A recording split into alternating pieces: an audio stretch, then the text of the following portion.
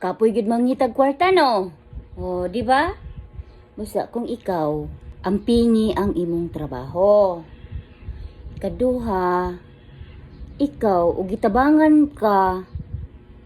Kung kisay gatabang nimo, isa pag dili na pabaryan niya. Ikaw na kusang magbayad, uy. Oh, mahirap ang utang na loob.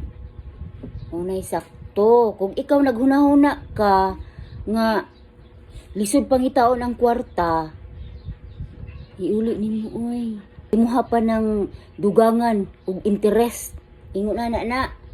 Kaya ron pod ka, panalanginan. Diba?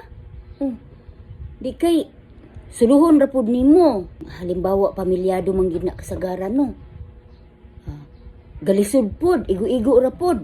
Unya, gitabangan ka ba? Oo, gitabangan ka. Huy, huna-huna pod na, no? Nga gitabangan ka. Dili kay, makasarili ka. Oo, tabangan na nimo. Ayaw pag dinalo. Nagdinalo na ka, di pa na nimo matagamtaman. Na right time na ma-feel good nimo.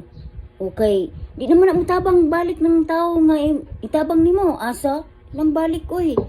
Kay, kabalo naman sila. Mailang mangkag, mangayog tabang. Di mo po kakabalo. Mulang tao og sitwasyon. Di ba, lisod mangitag kwarta. O, busa. Kung ikaw na, huna-huna pag ayaw pasagad.